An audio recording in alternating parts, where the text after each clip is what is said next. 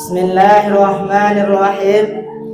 Assalamualaikum warahmatullahi wabarakatuh.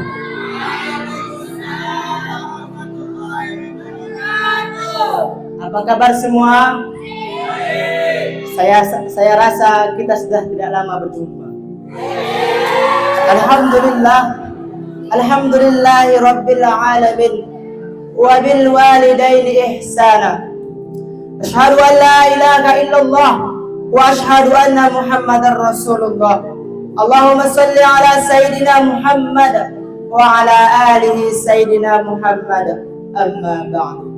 Bersyukur kita kepada Allah yang masih memberikan kepada kita nikmatnya dan rahmatnya, sehingga dengan nikmat dan rahmat yang Allah berikan kepada kita masih bisa bertemu dengan bulan suci Ramadan. Alhamdulillah. Salawat serta salam tak pernah lupa-lupanya kita berselawat kepada roh junjungan alam, yakni baginda Nabiuna Muhammad sallallahu alaihi wasallam. Dengan sekurang-kurangnya mengucapkan Allahumma salli ala Sayyidina Muhammad wa ala alihi Sayyidina Muhammad. Hadirin yang berbahagia, pada zaman ini, pada hari ini telah banyak orang yang berbakti, tak lagi baik kepada kedua orang tuanya, bahkan naudzubillahnya sampai memusuhi kedua orang tuanya. Dan tidak sedikit juga pemuda-pemudi hari ini yang telah terjerumus kepada obat-obatan terlarang, terjerumus kepada narkoba, terjerumus kepada khamar. Oleh karena itu, izinkan saya membawa sebuah tausiah yang berjudul ada 3 macam orang yang dimurkai Allah Subhanahu wa taala. Sebagaimana Rasulullah SAW bersabda, "Salatatu la yaudullahu ilaihim yaumal qiyamah.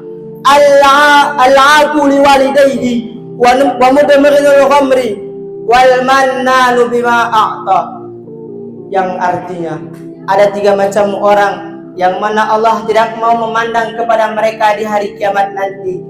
Yakni yang pertama, orang yang menyakiti hati kedua orang tuanya, dan yang kedua, orang yang gemar meminum khamar, dan yang ketiga, orang yang suka menyebut-nyebut apa yang telah diberikannya.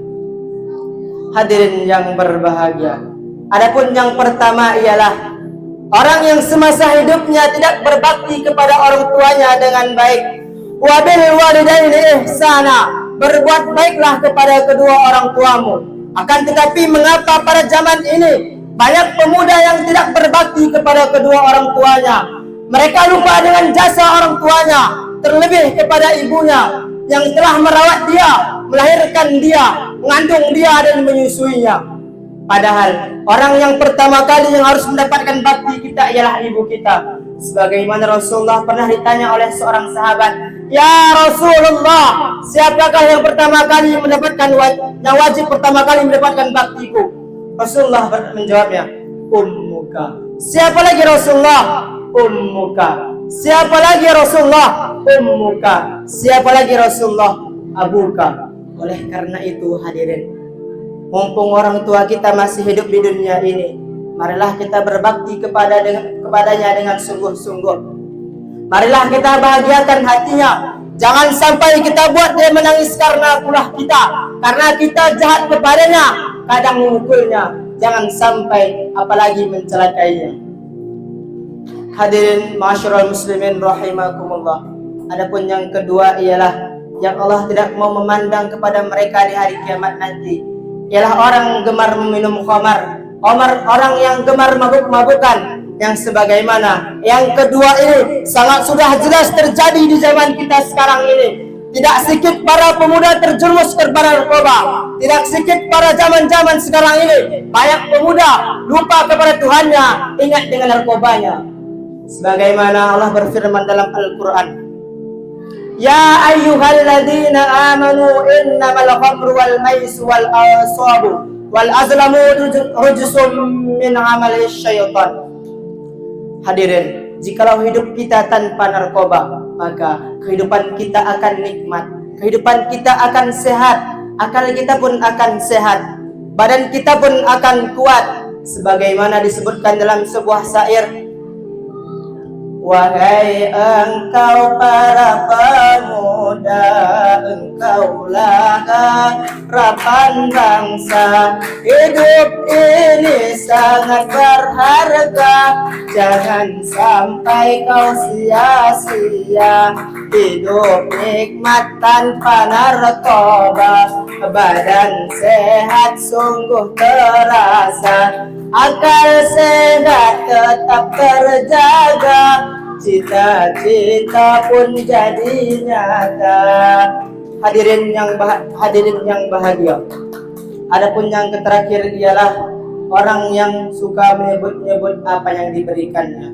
Sebagaimana disebutkan dalam Al-Quran, dalam surah Al-Baqarah ayat 262 sampai 264 dijelaskan.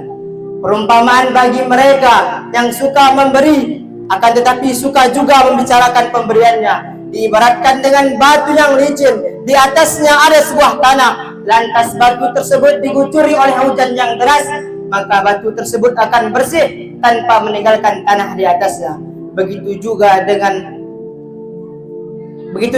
kita yang suka memberi akan tetapi suka pula menyebut-nyebut pemberian kita. Wahai hadirin sekalian, dari tausiah di atas dapat kita mengambil kesimpulan, yaitu jadilah manusia yang berbakti kepada kedua orang tua kita sampai akhir hayat kita. Hindari narkoba, hindari tuak, obat-obatan terlarang, agar hidup kita damai sentosa. Dan yang terakhir ialah marilah kita memberi dengan ikhlas. Jangan menyebut-nyebut apa yang kita beri, karena jikalau kita ungkit-ungkit apa yang kita beri, bagaimana jikalau Allah mengungkit apa yang telah diberikannya kepada kita. Baik hadirin, semoga kita menjadi pemuda-pemuda yang melanjutkan agama ini tanpa narkoba, tanpa arak, menjadi pemuda-pemudi yang berbakti kepada kedua orang tua kita. Amin amin ya rabbal alamin. Mungkin sampai di sini yang bisa saya sampaikan. Lebih dan kurang saya mohon maaf. Assalamualaikum warahmatullahi wabarakatuh.